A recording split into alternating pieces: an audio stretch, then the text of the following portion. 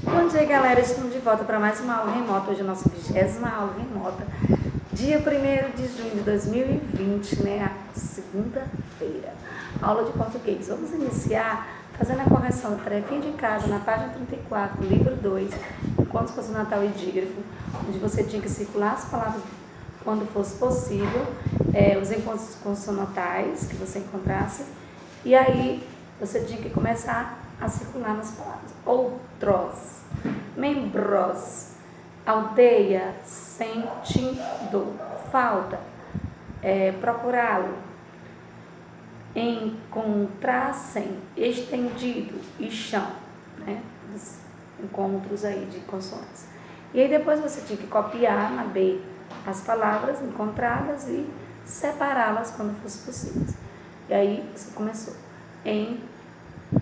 outros, membros, aldeia, falta, encontrar, sem, chão, sentido, procurar, entendido.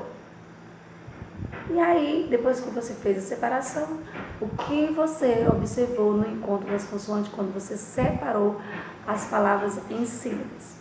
E aí, claro que a gente observou que em algumas palavras o encontro permaneceu na mesma sílaba. E em outras palavras o encontro se separou. Foi cada um para um lado de uma sílaba, né, gente? E aí, na página 34, releia este outro trecho do texto, observando as palavras destacadas, depois responda o que se pede. E aí você tinha que copiar as palavras destacadas no espaço, também separar as sílabas.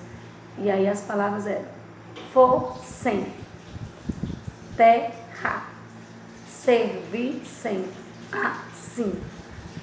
E aí os encontros consonantais RF e SS presentes nas palavras são chamados de, exatamente, dígrafos.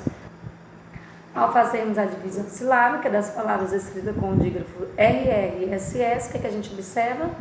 Exatamente, que esses dígrafos se separam, ficando uma letra em cada sílaba, é isso?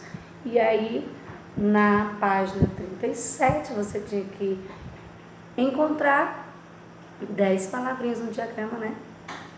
Depois, copiar essas palavras e separar novamente as sílabas quando possível. Então, acompanhava, chão, chorava, chupando, conhecedor, galho, indiozinho,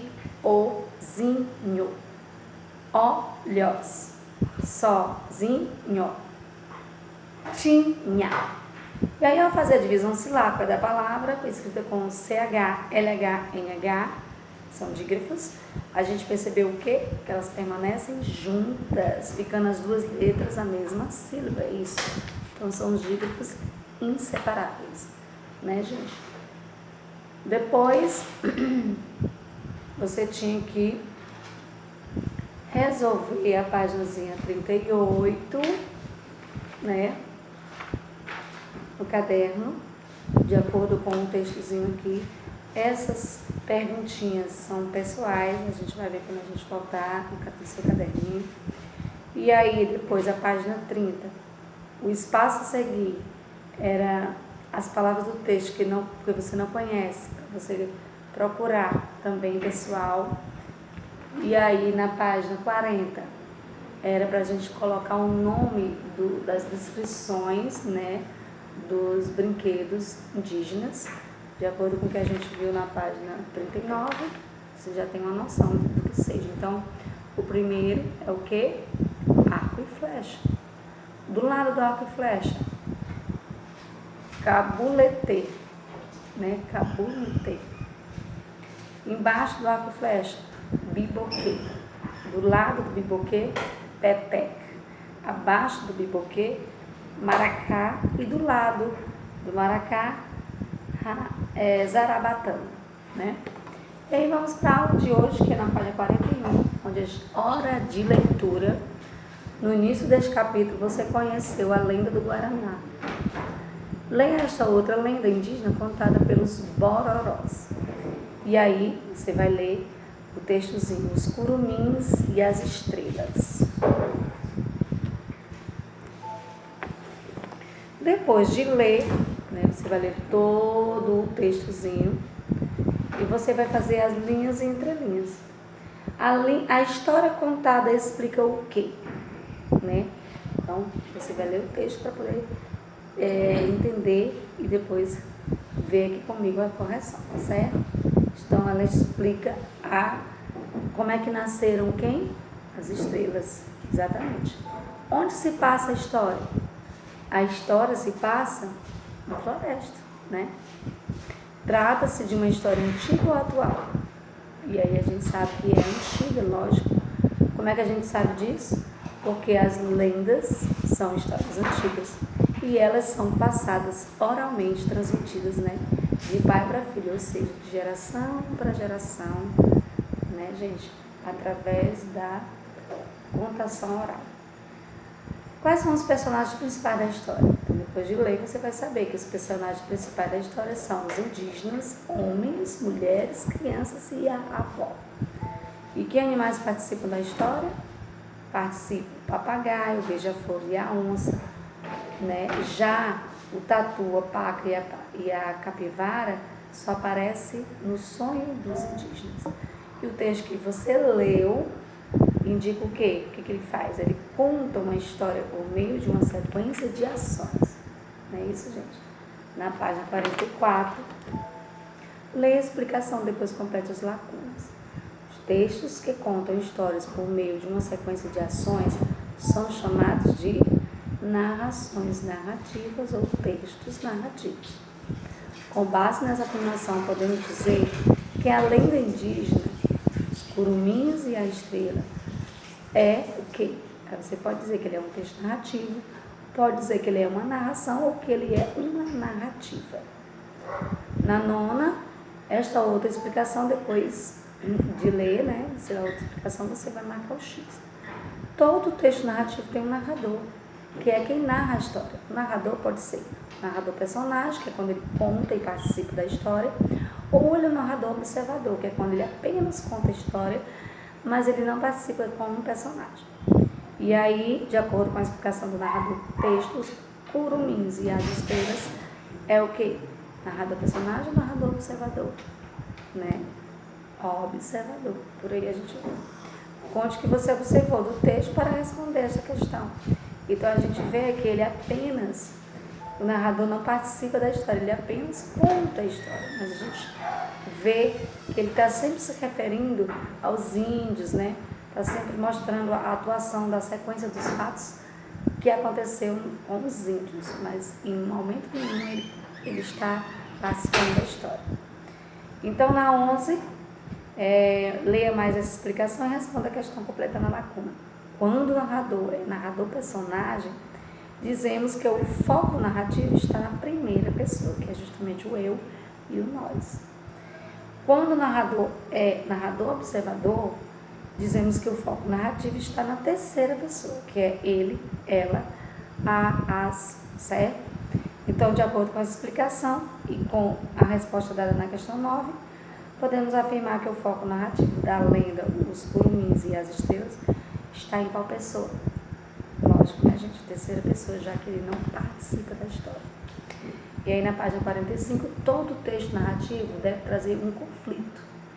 Ou seja, um acontecimento que modifica toda a situação inicial da história, exige alguma ação das personagens. Então, quando é que isso acontece no texto, né? Qual é o conflito que acontece no texto Os Curumins e as Estrelas?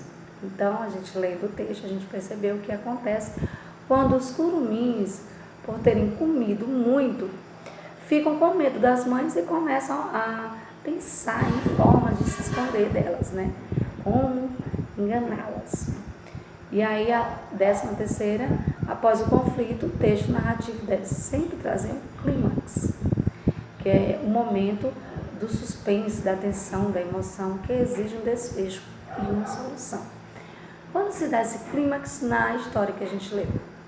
Então, a gente viu que o clímax se dá quando os curumins pedem aos beija-flores que amarram o cipó no topo do céu para que eles possam subir, né, e fugir das mulheres. Só que quando eles estão subindo o cipó, as mães chegam assustadas e nervosas e resolvem subir atrás dos curumins, né? Resolvem pará-los. Isso aí é o clímax. Agora, para finalizar, copie o trecho que apresenta a solução do conflito, que é justamente o desfecho da história. E aí, quando as mulheres indígenas, né, estão subindo atrás de resgatar os seus curumins, algo acontece misteriosamente. Justamente as mulheres caem no chão e se transformam em onças, né? E os curumins não conseguem mais retornar para a terra, ficando para sempre no céu. E aí se transformam em cintilantes estrelas, não é isso? E agora vamos para a página 46, onde a gente vai estudar o gênero textual lenda. E aí nesse capítulo você leu duas lendas, né? A lenda do Guaraná, os curumins e as estrelas. Então, com base nessas leituras, responda as questões. As lendas são textos que contam uma história por meio de uma sequência de ações. Claro, a gente acabou de ver isso. Com base nas respostas anteriores, podemos afirmar que as lendas são textos narrativos. Esse tipo de texto é escrito em parágrafo. As lendas contam histórias antigas. Essas histórias contam fatos que misturam histórias, fantasias e mistério. As lendas são contadas através dos tempos e são passadas de geração em geração. Assim como os mitos, as lendas procuram explicar o quê? A origem das coisas que o homem desconhece. Na maioria das vezes, as lendas são narradas em terceira pessoa, ou seja, narrador observador. E aí para casa vai ser a hora de escrever, onde você vai escolher uma lenda, né? Você vai fazer sua versão de uma lenda. E aí você vai ler todas as orientações aqui na página 47, planejando, 48, escrevendo, 49, reescrevendo, e aí depois vai para a página 50, onde tem meu, seu, nosso. Mitos e lenda da cultura indígena. Você vai ler esse textozinho para responder suas respostinhas pessoal na 1, na 2 e na 3, até a página 51. Depois você vai para o Cri-Cri, na página 52, onde você vai fazer, né, o bilbuquê, certo? Que é um brinquedo indígena. E aí tem todas as instruções aqui de como fazer, certo? Depois você vai na página 53, divirta-se no quadrinho, você vai dar a sua opinião dessa história retratada no quadrinho, porque ela é engraçada, e aí se der para você colocar a sua opinião aqui embaixo, você bota, se não, você bota no caderno, tá bom? E depois as atividades complementares, a página 54 até a 57, para a gente fechar o capítulo e estudar para a nossa provinha. A gente vai ficando por aqui por hoje. Até nosso próximo encontro, meus amores, com mais uma aula remota.